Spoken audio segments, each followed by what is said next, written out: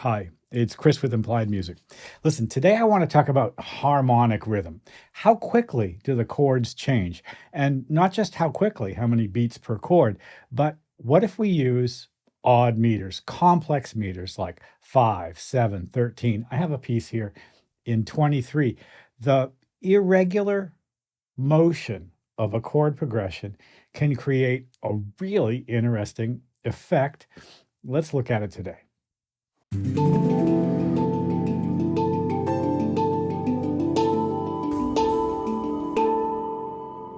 Well, first of all, if this is the second or third video of mine you've seen and you're getting something out of the channel and you're not subscribed, please subscribe. Leave a comment. I want to know what's going on with you. Like the video. All this stuff helps the channel. Thank you.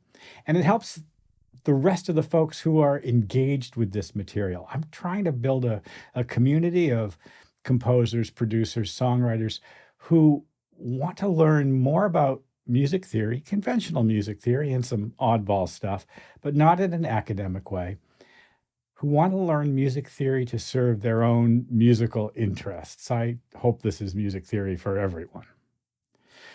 You know, to that end, I do these little shorts every week. And what I've been doing lately is breaking them down and looking at them in more detail. So the more detail you look at something, kind of the more interesting it is, right? So you can listen to the shorts, certainly feel free. And I do a kind of a quick playthrough as well at the top of the week. But let's slowly pick our way through these. Now, my first one is a line cliche pattern in A minor. Listen to it. Here's the chord progression.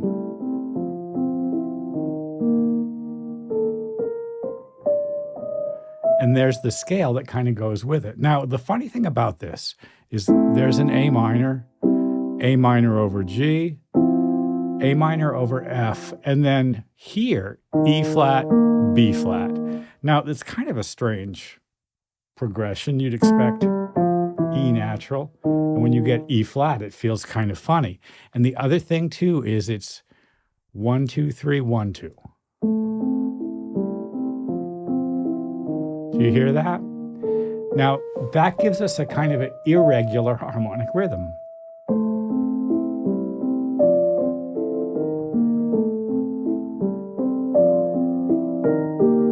The melody has to follow that irregular rhythm.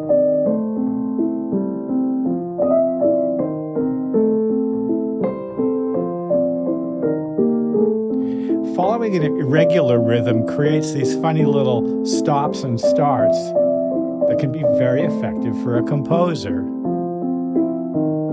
You notice how the melody also has to follow those same stops and starts.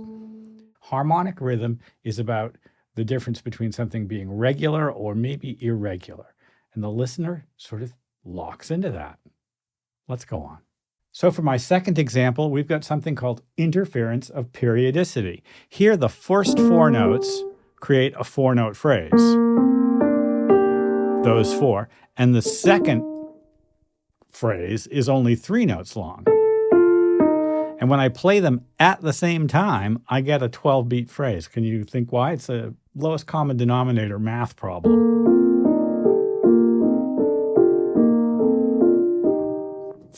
Kind of interesting to do. My left hand has 3. My right hand has, my left hand has 4. My right hand has 3. Now that's the B flat major scale. All those notes at once. B flat Ionian. If I change the B flat to B, the E flat to E, and the F to F sharp, I get B Phrygian or G major, the third mode of G major, which is what I do later on in the example. Let's go back to B flat. Well, this is what it sounds like all together, and it's kind of cool.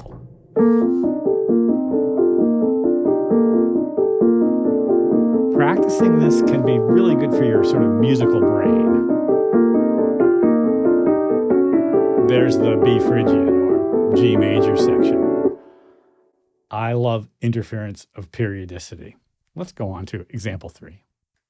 Example 3 is in 7, and it uses one of my favorite sort of tricks, what they call the slip, D minor to D flat major. Those two chords share a note, this F. They both have F as the third. And I've decided to do a little phrase that sounds like this: 1, 2, 3, 1, 2, 1, 2, 1, 2, 3, 1, 2, 1, 2. That's 7 if you add them up. Sounds like this.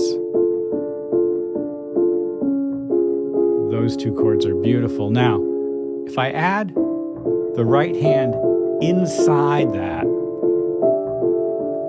interlocking the hands using notes from the two different scales, I'll get something pretty interesting. For instance, my first notes here in the left hand are a D triad, and I'm adding the E and the C, and then the G and the E. In other words, I'm sort of superimposing a C major triad over the D minor triad, kind of at the same time. When I go to the D flat, I take the E to E flat. And now I have a D flat major sound. The E flat's in the D flat major scale. And I get kind of a real shift in the scale. So I'm using what I think of as modal saturation, all of the notes of a given mode kind of happening within a moment or two to create this texture. So here's the D Dorian texture, and then the D flat major texture.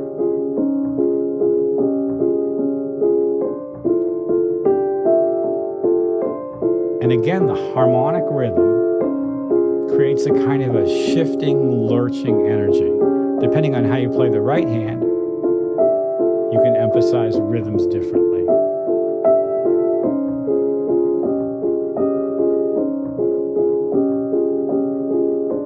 Well, this would be lovely in strings or woodwinds as well, or even, synthetic textures. Why not?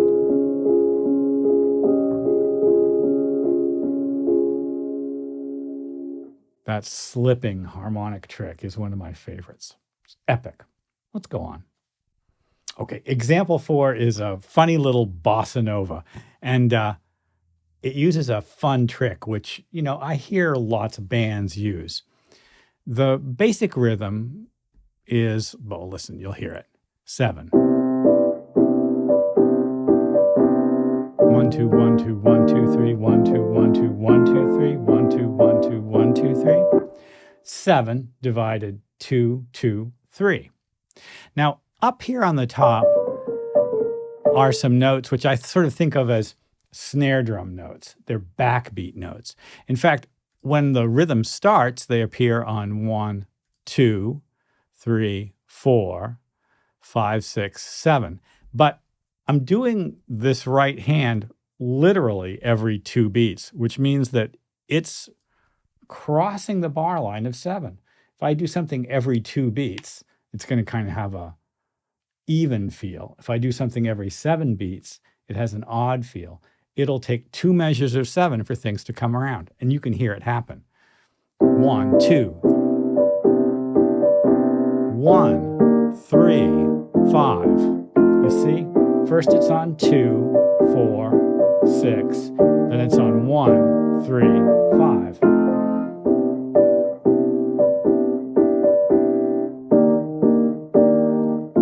So those notes on top are kind of creating a irregular melody. The harmonic rhythm is shifted because of that.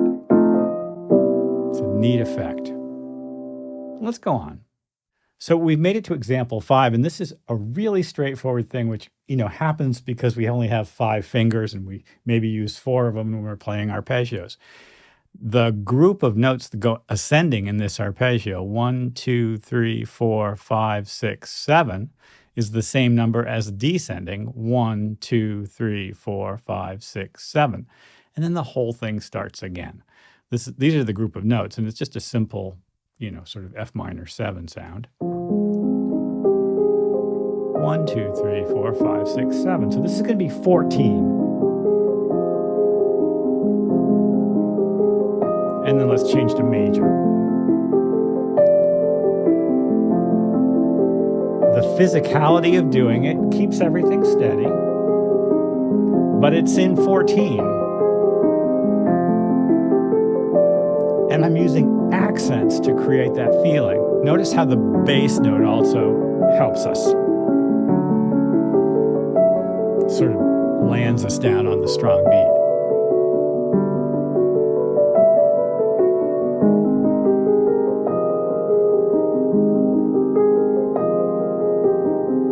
It's sort of dreamy and beautiful, and I love that effect. There's hardly any melody at all to it, just shifting through chords that are sort of chromatically adjacent to each other. It's lovely.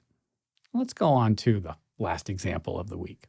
Harmonic rhythm. It's about how often the chords change, and not just how often, but how they're accented. Now, we've been using odd meters, all these examples are kind of strange, to create irregular moments of change. And those irregular moments can be really exciting. Now, I'm just going to tell you that this is a 23 beat phrase.